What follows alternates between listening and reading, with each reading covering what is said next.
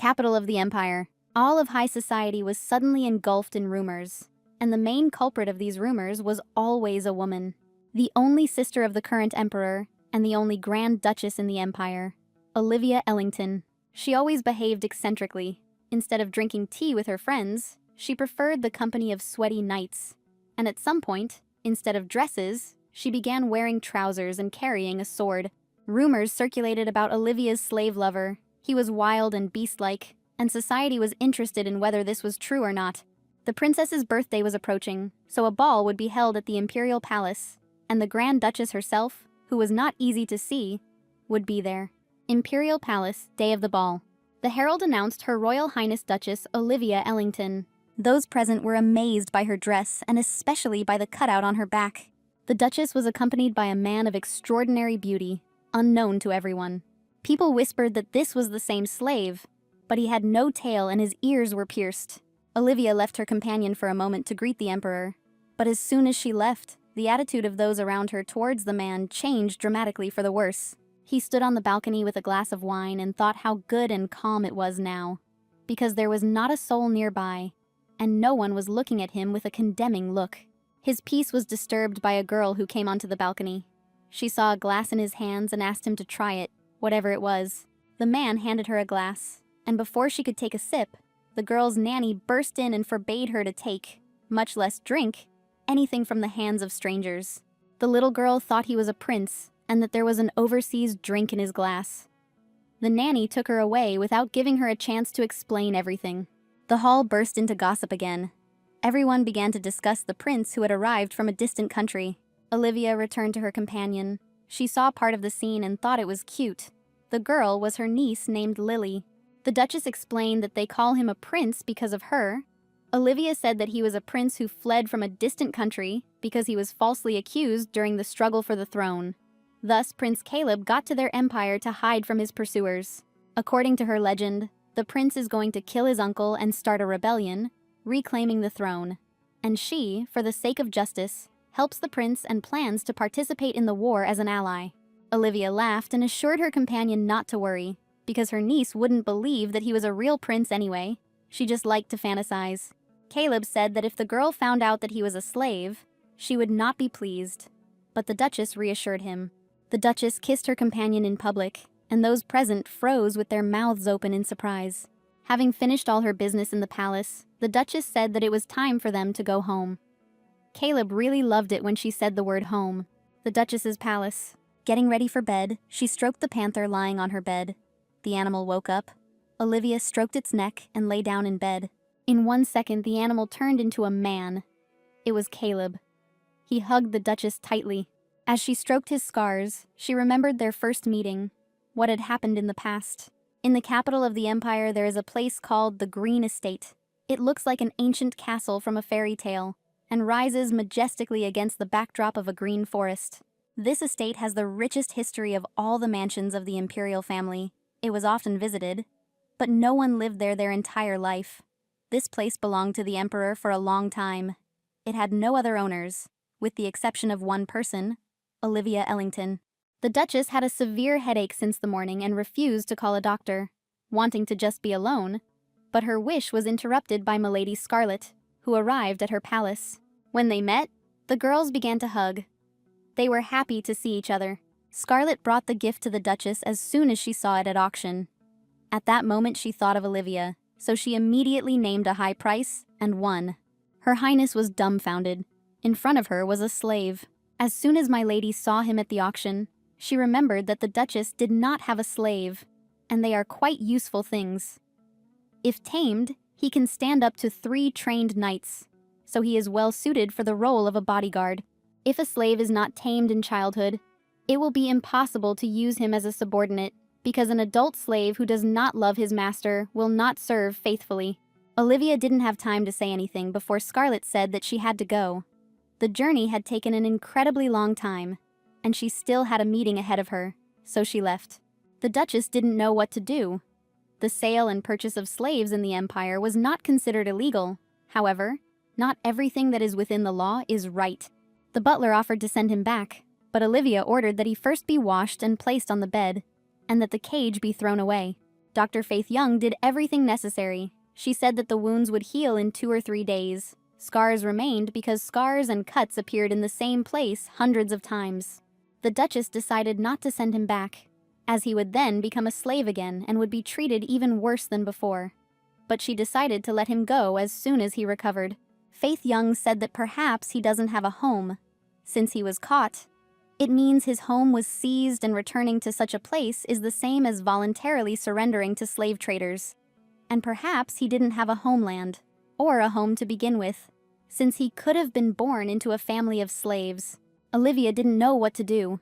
She couldn't keep him because the slave was quite young, and she wasn't old enough to be his parents. Faith Young was a doctor to the slaves, so she knew about them. He was not young. He looked like a boy. But in fact, he was at least 20 years old.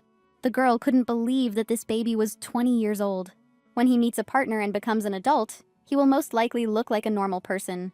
Then he will be able to go outside without the risk of being caught again, the doctor concluded. The captives, regardless of age, have ears and a tail like animals, or some physical features that ordinary people do not have.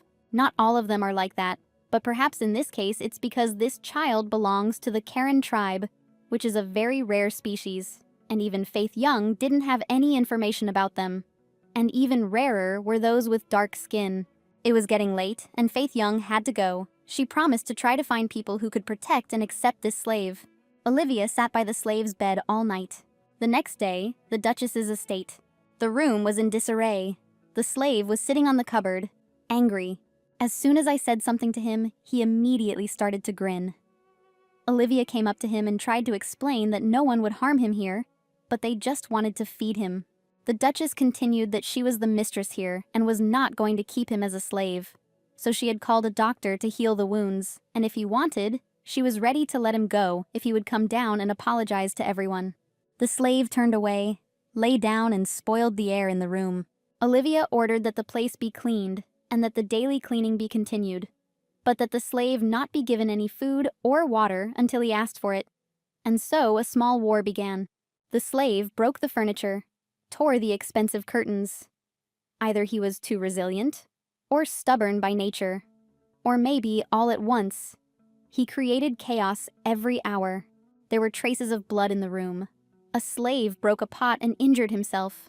It was worth helping him, but he did not let anyone near him. There was a broken window in the mansion, but an ordinary person could not have done this. The windows in the mansion are made of high-quality crystal. They even have a magic spell on them. Olivia was amazed. After such a riot, the slave must have spent a lot of energy, but still hadn't asked for anything. The Duchess was informed that the child was missing. She thought that he was hiding somewhere because he was hungry and would return soon, but he had not drunk anything for 4 days. If a person does not drink anything for 4 days, health problems will appear. The courtiers searched for the slave everywhere, but unfortunately, they could not find him anywhere. The butler and the ladies-in-waiting were about to go look for him in the garden when it got dark. Olivia was amazed at their initiative. She began to think that the slave could have died because of her fault, and that she should not have listened to the doctor, but immediately released him for his sake and her own. The Duchess ran out into the garden and rushed to the pond. An exhausted slave lay near the shore. He had no strength left. She realized that the slave had been in the room all day, so he could only see the park outside the window. So he broke the window and jumped out, and ran to look for water. Her goal was to raise him, but she realized that she had made a mistake by depriving him of water and food, because in education, strict measures of need are used when there is no threat to life. The slave was very light and thin. Olivia did not give anyone a second chance, but she gave him not only a second, but even a third. The boy opened his eyes on the evening of the second day and climbed onto the closet again. The Duchess was brought dinner, and she waited for the slave to come down. When he saw the food, he pounced on it, licking the entire plate. Olivia tried to explain to the guy that food is eaten sitting at the table, and not on it, but he did not listen and jumped onto the bed under the blanket. The girl had a long way to go in terms of training. Then the slave spoke up. Why did he mention Hatch 3? She thought that he was not talking about his name, but about some object. But the girl was interested in knowing his name. He didn't know his name. He was captured when he was little. He had no other name. No one ever asked about the name of a slave. Olivia came up with a name for him. She called him Caleb, but gave him the right to choose another name if he didn't like it. She was surprised that the slave gave his name, but it turned out that it was payment for the bed. The most important thing in this case is that he can talk. Caleb thought it was worth it, since no one had ever been able to make him talk before. Olivia ordered him that if she saw him eating at the table again, she would have plain water instead of soup, and that her bed, only hers, she had allowed him to sleep there while he was sick, and now he should go to the room prepared for him. The guy pretended not to hear her, turned around and went to bed. The Duchess was angry that she was being ignored, but then she cooled down and lay down next to him. She hadn't felt the breath of a person next to her in bed for a very long time. She began to think that he was no longer a child, but then she stopped her thoughts. Perhaps the presence of a name had an impact. The servants began to treat him like a member of the family, although not everyone was of this opinion, and the reason was obvious. The boy was a prisoner. Olivia tried to get Caleb to put on his shoes, but he refused to do so because he had always gone barefoot before. The reason for his reluctance was found out. The guy never wore shoes because he was a slave, but the Duchess tried to explain to him that he was no longer a slave. She burned his documents. The Duchess took it upon herself to put his boots on, and told him that if he wanted to live there he would have to wear shoes. And Caleb had to accept that.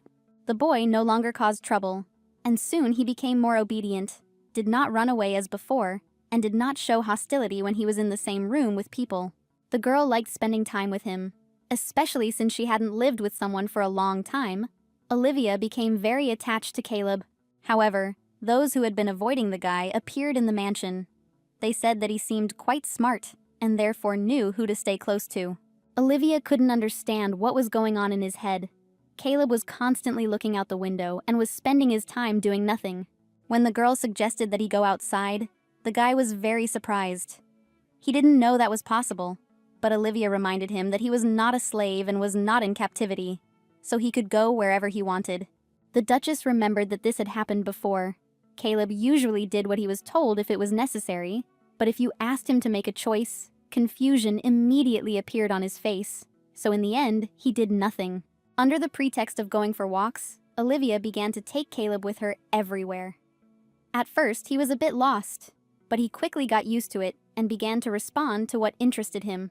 The new inhabitant of the mansion was not particularly interested in the brightly decorated rooms, but she really liked the greenhouses and the garden.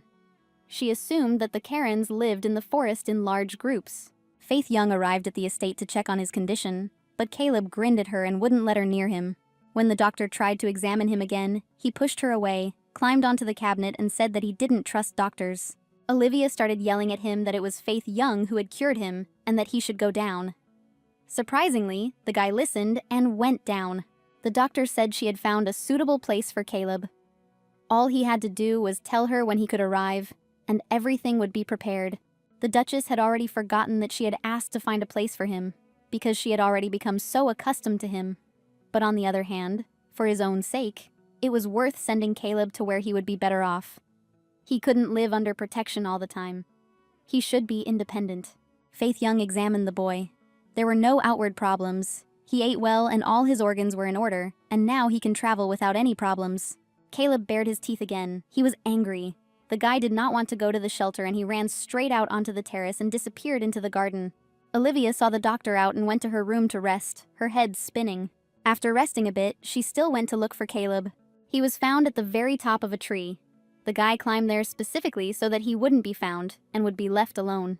The Duchess said that if he wanted to avoid being found, he should have run away from the estate. The guy said resentfully that if she wanted him to leave, then there was no point in saving him. Olivia was still interested to know his age, but Caleb didn't know for sure. At a guess, he was 22. The girl asked if he would like to live with people like him, since the doctor had found him a good shelter. But Caleb believed that there were no good places for him. Since citizenship had no meaning, he could be caught in the capital and sold in the provinces. No place was safe for him. After the offer to stay at the estate, Caleb thought about it. He wasn't particularly eager to stay anywhere. He didn't want to be thrown from place to place like some kind of sack. Olivia is not guilty of anything in front of Caleb. On the contrary, he considers her his savior. And despite this, Olivia cannot get rid of some kind of nagging feeling. After thinking, she told him that if he wanted, he could stay, but on the condition that he would obey her. Everyone on the estate obeyed her, but they were not her slaves. The Duchess sat and drank tea. The maid asked if Caleb would return. She did not know. Everything depended on his decision. A guy burst through the window. He came back. The next day, the girl gave her name, but Caleb thought her name was Your Highness, since everyone called her that. When Olivia returned, she found the boy reading a book. She looked at him and thought that there was something noble and sublime about him that did not fit with the image of a child. Every time at such moments she remembered the cat warming itself in front of the fireplace on a cold winter evening. After Caleb decided to stay in the mansion, they never showed any dissatisfaction with their new life, although they did have an argument once when their opinions differed. The guy was unhappy about the shorts. He thought that children wore them, but he was not a child at all. Caleb attacked Olivia. He was angry that she considered him a child, but the Duchess was quite a strong girl. She knocked him down and ordered him never to treat her like that again. Calling a tailor, the girl asked him to sew new clothes for the guy. After this incident, Caleb never attacked the Duchess again, and Olivia had a headache because of the problems of raising a guy. At first, she was going to hire a professional teacher, but her high position did not allow this. Olivia Ellington was once a princess, and now she was a duchess. She was surrounded by aristocrats, and all her teachers were also from noble families. Despite the princess's orders, they were still aristocrats from birth, and would never have endured such humiliation as raising a prisoner. Caleb had unusual abilities. He learned the alphabet in 30 minutes and read in half a day. It was a pleasure to teach such a student, who grasped everything quickly. The guy was walking down the corridor of the mansion, and in the dark, a servant of the Duchess bumped into him. A maid immediately jumped out and pounced on the man, screaming, demanding that he apologize to the guy. Having moved away from Caleb, the subjects began to whisper about him. They did not understand why the Duchess treated this slave so well, and they would have to tolerate him further. Hearing this gossip, Caleb asked Olivia how long he would stay there, but she did not keep him. The guy could leave at any time he wanted. Olivia believed that Caleb had become much more obedient than before because she had tamed him, and perhaps because he had decided not to resist her anymore. The Duchess asked to bring books from the library, and on the way, the guy met a man he had never met before, who was outraged that a slave was walking around the corridor. The man turned out to be a knight hired by Olivia, and he was immediately told that he was not a slave, but a child being raised by Her Highness. He was extremely indignant, not understanding why she needed a pet. Did she really not have enough lovers? Caleb felt that contemptuous look on himself again, and in anger he threw his books on the floor and bared his teeth. The man swung his cane and hit the guy, causing him to bleed from the blow. The man ordered that this vile slave be thrown out immediately. Caleb bared his teeth at him, becoming even more enraged, and swung his arm to kick the guy. But the latter braced himself and kicked the man in the chin. The Duchess's subject began to call for the doctor's help, and the knight demanded that the boy be caught immediately. Olivia was in her bedroom, taking a break from work and teaching Caleb. A prisoner burst into her room. He climbed onto the table in his shoes. The Duchess was outraged by such an act. On top of everything, he came without the books she asked for. Caleb came close to her face and asked her to leave here together. He asked her to leave because someone was looking for Olivia, and the guy thought they wanted to harm her. At that moment, she saw a wound on his forehead. Sir Elliot burst into the Duchess's room with an enraged man. Her Highness began to explain to the Sir that no one could be allowed into the mansion without permission. The gentleman turned all attention to himself. He said that he had every right to enter this house. Because it was his own house, he was the husband of the Duchess, and not a new knight. Olivia swung and slapped the man. Putting her sword to his neck, she said that this insult to royalty was punishable by death. The gentleman began to shout that His Majesty was aware that he had come here, especially since he was still the husband of the Duchess. He did not leave his seal on the divorce paper, and was still a member of the royal family. The Duchess was cool. She whispered to the man that the day she sent him the divorce papers, their relationship ended, and there was no point in his seal. Olivia threatened to cut off her husband's finger, but the threats did not frighten him. He had no intention of backing down and did not accept her decision to divorce. Her Highness warned that if he touched anything in her house again, she would cut off not just his finger, but all his limbs and bury them in the pigsty. Olivia looked at her ex-husband Raymond with a deep sense of contempt, and he could not say a word. All he could do was to pull out some kind of box with difficulty and put it on the table with a bang. He disappeared so quickly, as if he was trying to escape. There was no need to look what was there. Most likely it was a divorce letter without a seal. The Duchess warned Sir Elliot that if such an incident happened again, she would pull the sword not from its sheath, but from his throat. The girl called Caleb and he followed her. She began to treat his wound, anointing it, and the wound healed very quickly. Caleb didn't know that the Duchess had a husband, but she reassured him that there was no need to worry about it. They hadn't lived as a married couple for a long time, but the guy didn't understand then why the lady had married him. Olivia had heard that captives, depending on their kind, lived with one partner for life, which is why Caleb was interested to know why she didn't marry for love. The Duchess explained that among those who had proposed to her, he was the poorest, and her mother had chosen Raymond because she believed that if Olivia had an incompetent man next to her, she would take up her mind to control him. For a moment, Olivia's expression looked incredibly empty. Her mother wanted the girl to dress brightly, wear dresses and dance at balls, think about hairstyles and children, like other girls. Olivia loved swords since childhood. She defeated her brother at the age of 7. If she had a chance to demonstrate her skills, she did not miss it. Moreover, she had power, because she had friendly relations with knights. However, to her mother, it seemed like a plan to seize the throne with the help of an army. To restore her reputation, Olivia needed to divorce Raymond and marry another, but the divorce was impossible, as it required the emperor's permission, which the latter was against. If Olivia really had designs on the throne, she would have divorced Raymond and expressed her intention to remarry someone with power. Then influential aristocrats would have followed her, and the girl would have filed for divorce after becoming empress. The Duchess did not want any of this. If she lost, she could either be sent into exile or killed, and if she won, she would have to live her whole life with caution. Fortunately, in the event of the death of the current emperor, a divorce can be obtained without his seal. So as soon as her parents passed away, she immediately wrote a divorce decree. She had sent it to Raymond a long time ago. He had been rather quiet, and then he had appeared out of the blue. The Duchess could not have imagined that he would do something like this.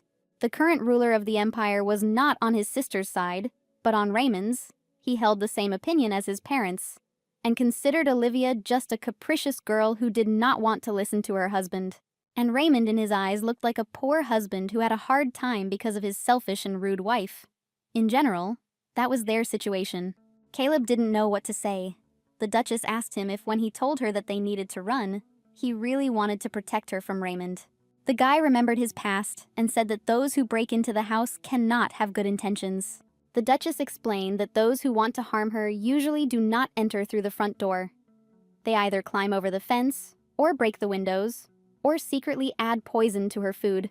She assured Caleb that he had nothing to worry about, as she would take care of his safety. The guy got angry. He didn't mean it that way, but on the contrary, he was afraid for Olivia. Olivia admitted that Caleb was fast and agile, but he had been kidnapped 4 times, no matter how hard he tried to escape. The guy remained silent and headed towards the exit of the room. The Duchess asked where he was going, and the prisoner said, offended, that it was because of her husband that he had scattered the books and that they should be collected. His words angered her. She didn't want the girl to have anything to do with Raymond.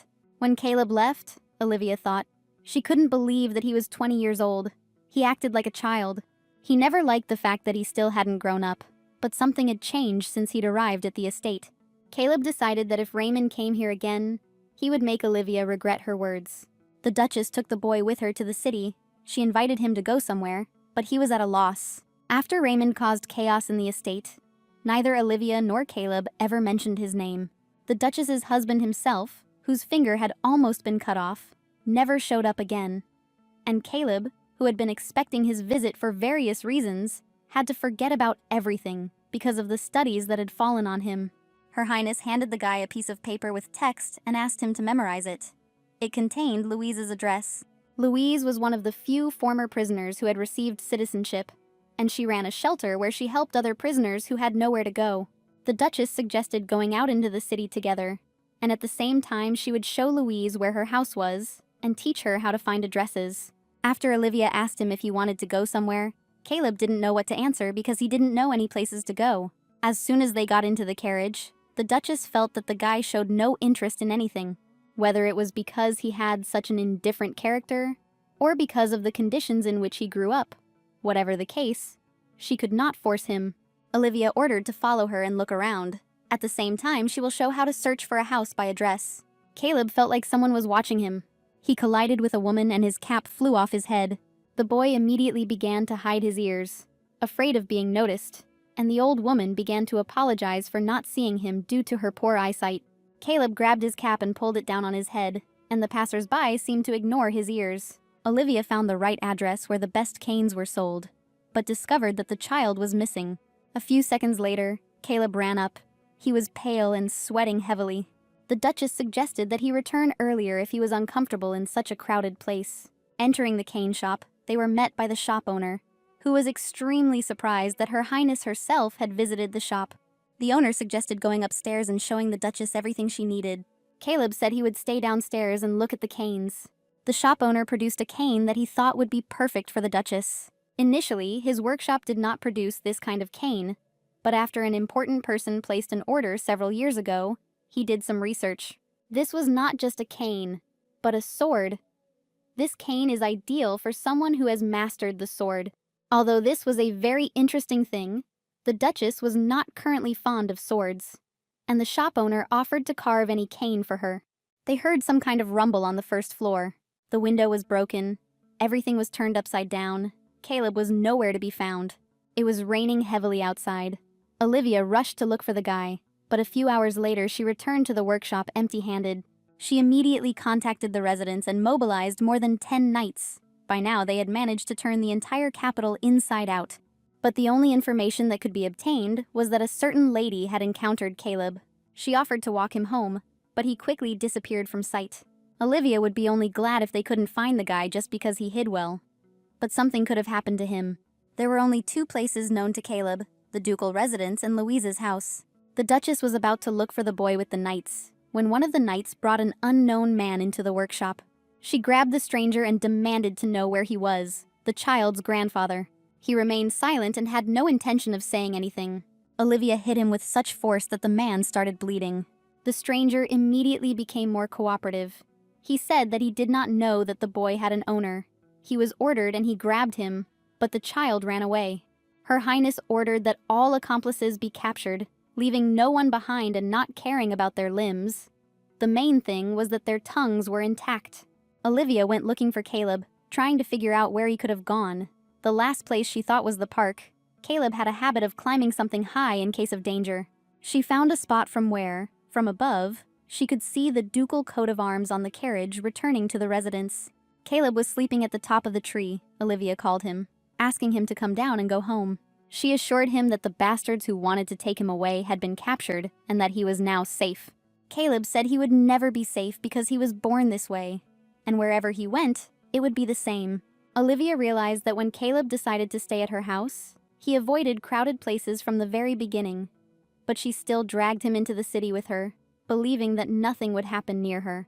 The guy tried to reassure the Duchess that she wasn't to blame for what happened, because slaves were just goods and no one cared whether they had a family, citizenship, or an owner.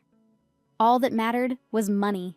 Therefore, those who buy slaves keep them in a dungeon without windows or doors until they grow up, so that no one can steal the goods. However, Caleb did not grow up, and therefore even if he went to Louise's house, nothing would change. And for the rest of his days he would vegetate inside her home, unable to leave. The guy admitted that every time he ran away he thought about where to hide as far away as possible, but this time he thought about the Duchess's house. She told him that there was nothing wrong with having a place to come back to, and that he could come or go whenever he wanted. Caleb didn't want to leave, but Olivia wasn't going to pursue him. But if something happened to her, he had to find his own path in life. The guy was angry. He was not going to live without the Duchess, and if she died in her mansion, he wanted to be buried next to her. Olivia remembered the doctor's words that the Carey tribe lives by instinct and remains in child form until they meet their partner. But after growing up, they remain with their chosen one forever and die together. It was important for Caleb to know if he could have hope for Olivia. She pretended not to hear his question and asked him to return home. Olivia tried to explain to Caleb that one day his body would grow. This would happen when he met his mate, and in that case, this girl would become his family. He climbed down from the tree and decided to go to the residence with the Duchess. As soon as they got into the carriage, Caleb fell asleep. Arriving at the mansion, Olivia began to wake him up and discovered that the guy had a high fever. Taking Caleb in her arms, she ordered the butler to call a doctor immediately. After the news of Caleb's disappearance, the servants' moods were chaotic all day. So seeing his condition, the people in the mansion could not hide their mixed feelings. No one could say what kind of illness had befallen him, so they decided to bring down his temperature first. Olivia sat by Caleb's bed all night. He was delirious until the morning. Despite all the medications prescribed by the doctor, the boy's condition somehow continued to rapidly worsen, and when the clock passed midnight, he howled in pain. An endless, vicious circle. The child regains consciousness for a moment, looks ahead, then plunges into darkness again, although much time has passed. But there was no news from the person sent to Faith Young. Meanwhile, Caleb's fever was getting worse, and every time he touched his body, it felt like he was touching a hot iron. Olivia was furious. The medications weren't helping. The doctor couldn't do anything. He just stood there and threw up his hands. The doctor told the Duchess that even if the temperature went down, the child might never be able to speak again, or might even become an idiot. In some cases, a disability would occur that paralyzed the body. It was difficult to say for sure. Her Highness blamed herself for everything, because it was she who had dragged the child into the city, who did not want to go anywhere. And once she found herself with him outside the residence, she was unable to properly protect him. Olivia decided to tell Caleb a story from her life, how one day as a child she went to the market, having never previously gone outside the imperial palace. There was fun and food all around, and the princess liked that the atmosphere was completely different from that at a social event. A stray cat followed Olivia, and she was about to pass by, but her friend took the cat to a deserted alley and shared with it the food she had with her. While feeding, my friend said that she was very worried about the cat, as he could get sick or die of hunger if left unattended. Then the princess said that she would take him with her. She did not want to look bad in the eyes of her only friend. That cat was named Caleb, and with his arrival, Olivia's friend began to visit more often, and when she was not there, it became less lonely, because the cat was nearby. However, after about a year, Caleb began to refuse food. The princess thought that he had no appetite because of the heat outside, so she took him with her to the dinner table, as the cat had always shown interest in human food. The girl crumbled some bread, and as expected, he ate it all to the last crumb. And so the cat died. Since then, Olivia has no longer been able to hug tiny creatures, be it a kitten, a puppy, or a baby, because the bread was poisoned. Then the maid told the princess that the cat was aware of the kindness shown to him, and so, in exchange for shelter over his head, he saved her, sacrificing his life. Olivia apologized to Caleb for giving him that name. Bending over the boy, the Duchess promised him to fulfill his last will, and if he died, to bury him in the mansion. She leaned towards his lips and said that she would never leave him. So if the desire to live appeared, let him be calm about it, and finally come to his senses. Taking his hand, Olivia fell asleep next to him. The next morning, Caleb woke up. The Duchess was lying next to him, holding his hand. He did not understand what was happening, but besides all this, he felt strange sensations. Seeing his reflection in the window, he was amazed by what he saw. The guy was no longer a child, but a man. At that moment, the Duchess woke up. Seeing a stranger next to her, she immediately grabbed her cane, pinned him to the floor with it, and began asking where he had put Caleb. He said that he was Caleb. Olivia didn't understand what the catch was, but the stranger's eyes really did look like Caleb's. Someone at the door announced that Miss Faith Young had arrived. The Duchess was distracted, and the man snatched the cane from her hands, seizing the opportunity. Faith Young and the butler entered the room and froze at what they saw. The doctor immediately realized it was Caleb. At that moment, Olivia remembered something. A slave only reaches puberty when he finds his soulmate. After examining Caleb, the doctor concluded that there were no problems with the body, and the fever had also gone down. There was silence in the room. Faith Young decided it was time for her to go, otherwise the awkwardness would continue. The Duchess called the doctor to talk. She needed to know how this could have happened, but Faith Young was just as shocked as the Duchess. Olivia couldn't believe it. She even assumed that the stranger had kidnapped Caleb, and that this was an adult man who looked very much like him. But the doctor cut her off because the guy had the same scars on his back.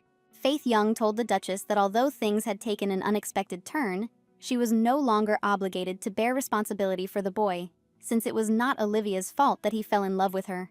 After Raymond's declaration of love, this was the second time she had heard something so terrifying. The woman asked if Olivia didn't like being loved that much, but that wasn't the point. Until today, he was just a little boy. Faith Young reiterated that she didn't have to be held responsible for what happened. His ears and tail were gone, so he was no different from a human now. And seeing how he had pinned the Duchess down with one hand, he had a lot of strength. The woman said that even if she left Caleb naked in the middle of the central square, no one would think of kidnapping him. She believed that by dating a man out of pity, a woman only makes things worse for herself. Olivia began to look for excuses. Maybe it wasn't her fault at all, but there was severe stress. Although rare, there have been recorded cases of Karen slaves, finding themselves on the brink of life and death, suddenly growing up before meeting their soulmate, Faith Young said. Olivia jumped up from her seat and shouted that the boy had recently been shocked after the failed kidnapping incident. So where did the love fever come from? The doctor suggested asking Caleb himself, and then the Duchess would find the answers to all her questions. Olivia decided that it was impossible to avoid the person with whom she lived under the same roof. And as if nothing had happened, she returned to Caleb. The scraping of cutlery on the plate irritated her, but she sat calmly. However, compared to what he was like as a child, the progress was clearly visible. Anyway, Caleb is a pretty quick learner, and aside from the clattering on the dishes, his overall appearance is quite good. Caleb had been doing quite well until yesterday, but today every movement of his hands was graceful. Perhaps this is because the movements that were difficult due to the short length of his arms are now much easier for him. Realizing this fact, the Duchess felt that Caleb had become a little more alien and distant. Even if she stared at him with all her eyes, she would be hard-pressed to find anything that reminded her of the old Caleb. Looking at him, Olivia's insides sank. She decided to finish her meal first and got up from the table. As she was heading towards the exit, Caleb stopped her, taking her hand. Olivia snatched his hand away and told him to continue eating dinner while she went up to her room. While taking a bath, she thought that she could not calm her agitated heart. Last night, Olivia prepared herself for whatever might happen to Caleb, no matter the outcome. She was determined to do her duty to the guy. However, Caleb did not die or become incapacitated. He simply grew up, choosing a soulmate with whom he is ready to stay for the rest of his life. Now that Caleb is healthy and has the body he wanted, it's no exaggeration to say it's a happy ending. However, she didn't understand why the mere thought of having to face him again made her so distraught. Olivia knew perfectly well that she couldn't avoid meeting Caleb all the time. She made fun of both herself and the boy, trying to find in him at least something reminiscent of the child he was. She reproached herself for not being a good guardian or a reliable protector. The Duchess could not sleep, and with a heavy heart she went out for a walk in the garden. But the fresh air did not put her thoughts in order. Olivia heard the sound of someone's footsteps. At such a late hour there should be no one in the garden. A giant wild beast appeared from the bushes, and the Duchess had already resigned herself to the thought that she would now die at its paws. She wanted to run away, but her legs wouldn't obey her, and she couldn't even stand up. The beast sat down opposite her. As he laid his head on her lap, the realization came to the Duchess that it was Caleb. The fur that covered his entire body was so black that it seemed to have absorbed all the darkness of the night, but at the same time silky and shiny. Olivia asked him if he was able to change his appearance in this way because he became an adult, and if he could do anything else. The beast shook its head. The Duchess didn't understand. This means that he can't do anything anymore, or that he doesn't know it himself yet. She laughed, and the idea came to her mind to ride on a beast, like in one children's fairy tale. Caleb frowned, but Olivia explained that it wasn't that she was going to treat him like a horse. It was just a story that had popped into her head. She decided to challenge him and said that she wasn't sure that he was strong enough to carry someone on his back. The beast invited the Duchess to sit on his back. With childish happiness in her eyes, she climbed onto his back. Olivia felt as if she was in a fairy tale from her childhood.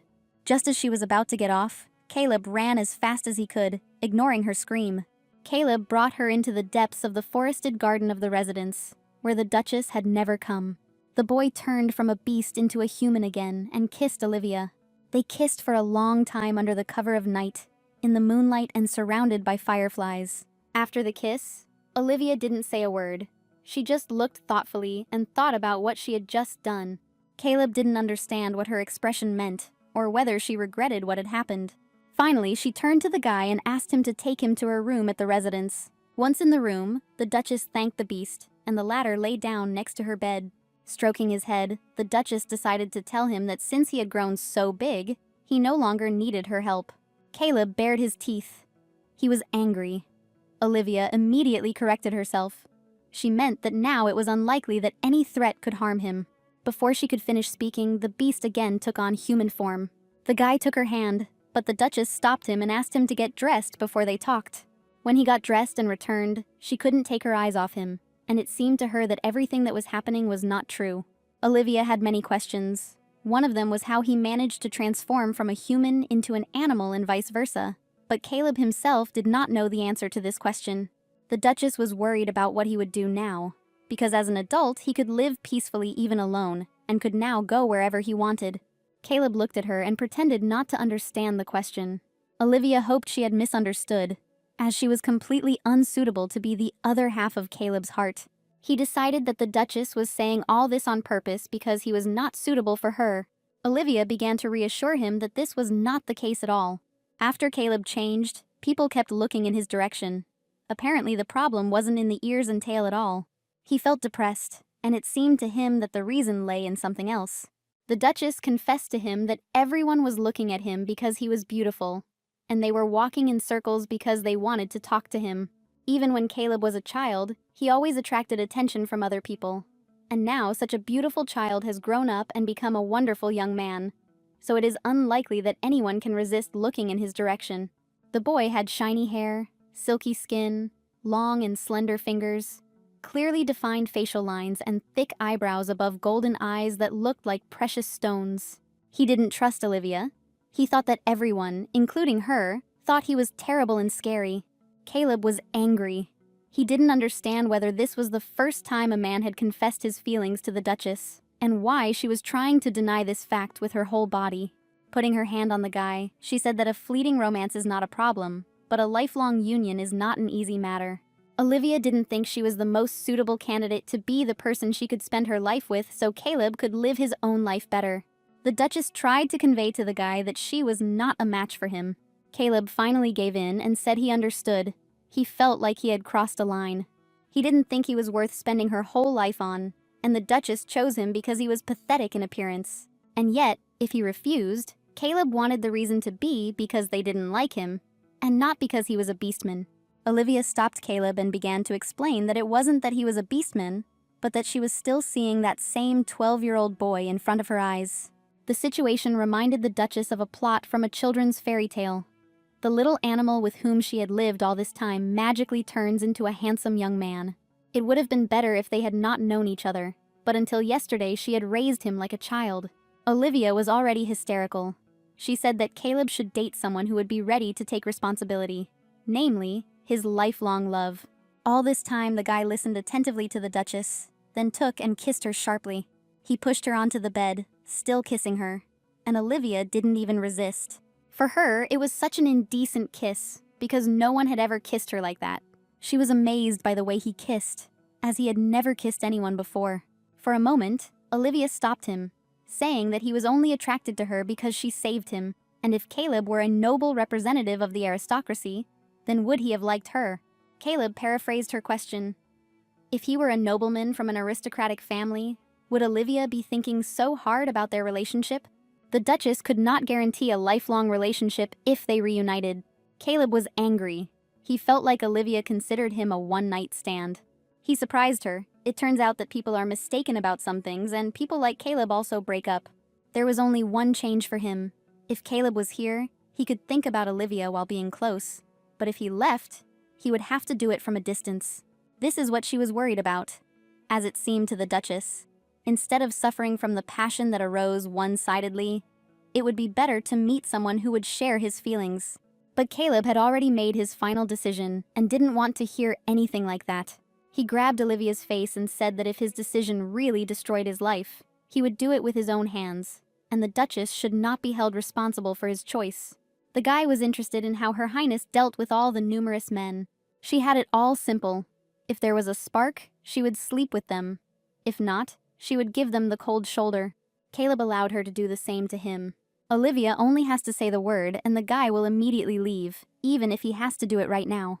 Olivia didn't respond, and Caleb didn't need to wait for her answer, as the two were lost in their own world, listening to each other's breathing.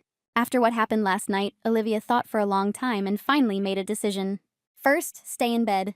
The fact that Olivia was confined to the bed after Caleb caused unrest among the servants, who began to whisper about the start of an epidemic because of Caleb, who had become infected the other day. Frightened by these rumors, the Duchess's attending physician arrived in her chambers to conduct an examination. In the end, he helped Her Highness hide her feigned illness by telling all the servants that she was slightly overtired. She was glad that she would be able to be alone for a while. Caleb came into her room and asked her to look after the Duchess while she was ill. And now they were lying together in the same bed. Olivia pretended to be sick because she was embarrassed to see Caleb, but in the end, he didn't leave her side all day. No matter how much she clicked her tongue, saying that only indiscriminate fools would get drunk and sleep with a stranger, last night her actions were 100 times worse. Even though the Duchess wasn't completely drunk and it wasn't a stranger lying next to her, the excuse she came up with was truly absurd. Although they spent the night together, they did nothing special, just fell asleep hugging each other, as if in some kind of children's game. During the process, they kissed a few times, but nothing really serious happened. Olivia asked Caleb to get up for a moment and go get something to eat, but he refused. She was angry because it was because of him that she pretended to be sick. It seemed that on that night when they kissed several times, Olivia was the only one who was constantly nervous and tossing and turning. Caleb was completely concerned about her lying in bed and never mentioned what had happened earlier. So he did not rush the Duchess to answer about what she intended to do with him in the future. And he also did not ask whether she now saw him as a man. A string of these thoughts filled only Olivia's head, so she herself had to put the finishing touches on the canvas. But Her Highness was not yet ready to give an answer. The commander of the Knightly Order, Kyle, knocked on the door. He had an urgent report. Those they caught were a group of ordinary mercenaries who hunt for runaway slaves. And the one who buys these slaves is the Carlton Trading House. The Duchess did not understand how easily a mercenary could, with one glance at a slave wandering alone, immediately understand whether he had run away or was carrying out an assignment on the orders of his master. While wandering around the area in search of runaway slaves, they first catch everyone they come across. And if a problem arises after the capture, the mercenaries immediately make excuses, thinking that it is a runaway slave. However, they decided to carry out such a scheme not somewhere on the outskirts, but right in the capital, even though they saw Her Highness with Caleb. They said that someone from the nobility was patronizing them. The commander could not say who it was, but judging by the rumors and circumstances, it could have been one of the dukes. Unlike Olivia, who received the title of Grand Duchess, but is known only for being the emperor's younger sister. Each of the 3 ducal families that shared the rise and fall of the empire wields enormous real power. The Duchess was interested in the size of the Carlton Trading House. Since aristocrats were his main client base, he had extensive connections, and the level of his financial assistance could not be ignored. No one in this area could get along with him. Olivia considered giving the order to arrest them, but there was no pretext since they had not broken the law. Her Highness could have ordered the Knightly Order to act, using Caleb as a pretext. But now that nothing had happened, if Olivia visited the Carlton Trading House with the knights, they would immediately place all the blame on the mercenaries who had attempted the kidnapping. Moreover, before she tries to do anything regarding the trading house, she will obviously be put under pressure from the ducal family and other nobles who are its patrons. If the Duchess begins to conflict with one of the ducal families, then there is no doubt that the emperor will sit idly by. To use the Knightly Order, one must come up with a pretext that could convince the emperor, but Olivia didn't know if one even existed. Her Highness understood that if the House of Carlton was eradicated, other houses would follow, since the slave trade was legalized in the empire. The most important thing was that she had no right to vote. Having the title of Grand Duchess, she could play the role of an advisor to the emperor. However, the rule prescribed to her was not to interfere in politics. The Duchess let the commander go for a while. She needed time to think. Olivia didn't know what to do with the slave traders. If she didn't want to get involved, she could just kill the guy in the dungeon and be done with it. But given what Caleb had been through, she wanted to at least drive them out of the capital. Her Highness thought it best not to tell Caleb that she had captured the slave hunter, as it could further aggravate his trauma. Olivia walked into Caleb's room, where he was reading his textbooks to kill time. Now that he was such a big boy, he didn't need any supervision during his learning process. Caleb extended his hand to Olivia and pulled her towards him, sitting her on his lap. She began to mock swear at him, saying that no one dared do that to her. He pulled her even closer and kissed her. Even though Caleb was quite good at kissing, Olivia resisted because she was afraid that someone might notice. The guy reassured her that if someone came, he would warn her. Olivia urgently needed to correct the fact that she was unable to resist his temptation. Having collected her thoughts, she nevertheless decided to tell him everything regarding the hunter who tried to catch him.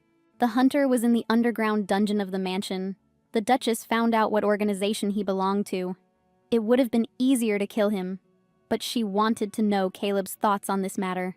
The guy didn't understand why she was telling him all this. Olivia explained that if she killed him, that would be the end of it. But if she continued to act, at best she would only destroy the small group of mercenaries to which he belonged.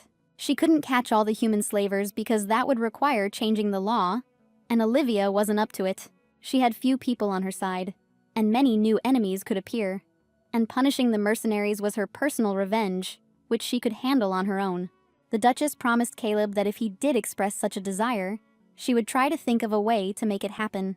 At that very moment, she realized that she had said something stupid because with her words, she was driving herself into a corner. Caleb asked that all of this be taken care of to the extent that it would not cause Olivia any problems. She took his hand and assured him that he shouldn't worry about her, that it would be better for him to say what his heart wanted. First of all, he wanted to put behind bars everyone who bought and sold slaves, then drug them until every nerve cell is destroyed, and then stop drugging them. Afterwards, throw them the only knife, saying that they will give them drugs in exchange for the cut-off finger. Caleb would continue until they were left without arms and legs. Then he would throw their bodies into the fire to burn alive. Even such a guy was not disgusting to the Duchess. He asked her if she could get rid of the group. Olivia grabbed his face and said that if he wanted it, she would do it. Caleb wished to get rid of the group, hoping that this action would allow him to save at least one beastman like himself. Her Highness had another question. If suddenly a nobleman of Apollodan ended up in the hands of a guy, but it was not known whether he traded slaves or not, would Caleb want to kill him? He kissed Olivia's hand and said that when he learned that she was from Apollodan, he decided to stay in the mansion to kill her. The Duchess pulled her hand away. Caleb laughed. It was a joke, since he had made the decision to stay when he was still a child. The reason he stayed was because Olivia had no interest in him. Being in the mansion, he felt like a completely ordinary person, unlike his past, where every onlooker wanted to profit. Although Caleb was irritated by the Duchess's selfishness and hypocritical concern, she was the only person who constantly asked him what he intended to do in the future. His point was that when you're with someone who promises to prepare you for the future, you start to think that your future is inextricably linked to that person. Caleb thought that was how things should be, but Olivia had much more experience and knew better. Of course, if you count the number of people Olivia dated before Caleb appeared, he was very far from her. But no one ever suggested to the Duchess that they prepare for the future together. The reason was that what future could there be for a Grand Duchess who did not appear in high society and did not participate in the formation of state policy, and who also had a problematic husband hanging around her neck? The only benefit that could be gained from marrying Olivia, who had only a high-sounding title, was that her husband or child would be listed in the imperial family lineage. However, in the current situation, where the imperial power is strong and the three ducal houses keep each other in check, the likelihood of Olivia's child ascending the throne is lower than the likelihood of a meteorite falling from the sky. So the only thing a man could get by marrying Olivia was a minor honor. Caleb was the first one who was truly sincere, and this made the Duchess hesitate. She really wanted to kiss him on the cheek, and she went ahead and did it. The guy was amazed by such initiative. She laughed off her actions, saying that all family members have the right to kiss each other on the cheek as a form of praise, which she did. Despite all this, Olivia couldn't shake the feeling that she was playing mother and daughter. Following her promise to Caleb, Olivia destroyed the mercenary group. However, it was impossible to imprison an entire group for trafficking people from another country without trial, so they had to be accused of embezzling the property of the imperial family. If Caleb were treated as property, then they were held responsible for the theft of the Grand Duchess's property. The judge informed the Duchess that the beastman belonging to her was neither a baby nor a child, nor did he have imperial citizenship, and therefore did not fall under any article of the law. However, the punishment for stealing from the imperial family is much harsher than for kidnapping commoners, so Olivia could only benefit. In the first case, it was a matter of death and the cutting off of a hand as a warning to others, and in the second, it was a matter of imprisonment for an indefinite period. Olivia was furious that those who tried to kidnap Caleb would have to be charged with theft, not with causing harm to a person. The Duchess thought he would be offended by her words, but the guy was amused by the fact that he was property. Olivia couldn't tell if Caleb was genuinely amused by the fact that he was being treated like an object, or if he was just pretending. Caleb was comforted by the fact that these people would be punished in any case, and he didn't expect more. Olivia was worried that the fact that the guy was still in the residence meant that he couldn't leave this place because of her. He admitted that this was indeed the case. The Duchess believed that because he was confined within 4 walls because of her, hatred towards her might appear in Caleb's heart. The guy asked about Olivia's readiness to leave with him. Her Highness was taken aback by this question. The time spent together flew by so quickly that Olivia didn't even notice how they came to the river. Caleb began to take off his shoes. Since he decided to cross the river, the Duchess also decided to take off her shoes. But before she could do so, the guy grabbed her in his arms. Usually, Caleb couldn't be called a gentle and sweet man, even in jest. He always had an indifferent expression on his face and a low voice. And besides, at times he wasn't averse to playing on Olivia's nerves. Moreover, his sarcasm and gloating sometimes went so far that she began to wonder if he really had feelings for the Duchess. And he could also do the first thing that came into his head without hesitation. As, for example, now. But it also happens that from time to time, Caleb gives Olivia a gentle look, or touches her tenderly and timidly. He touched her and asked her to kiss him. Olivia simply kissed him on the lips and immediately pulled away. This was not what Caleb expected. The guy looked at Olivia and thought that from time to time, everything that was happening seemed like a figment of his imagination.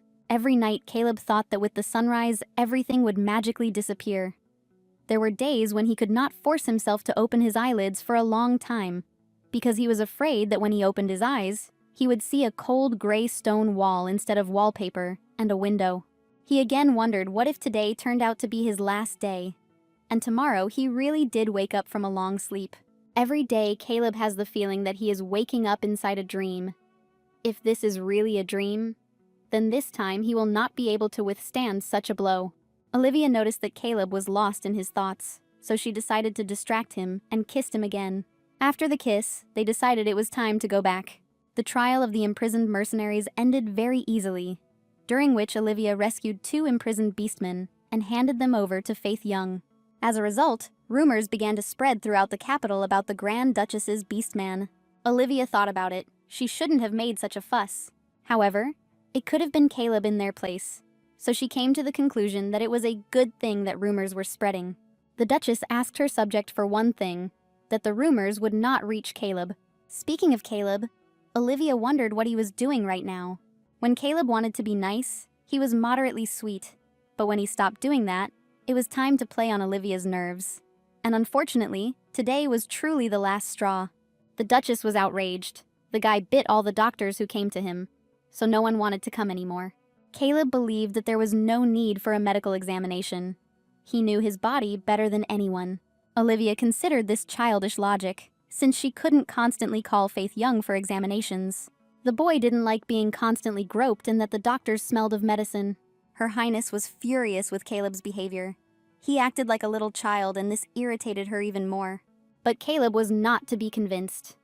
He believed that he did not need a medical examination because people like him were different from people and did not experience any ailments. Their discussion was interrupted by a knock on the door. Faith Young had arrived, although the Duchess had arranged a meeting with her in advance, but at the moment her arrival was not on time.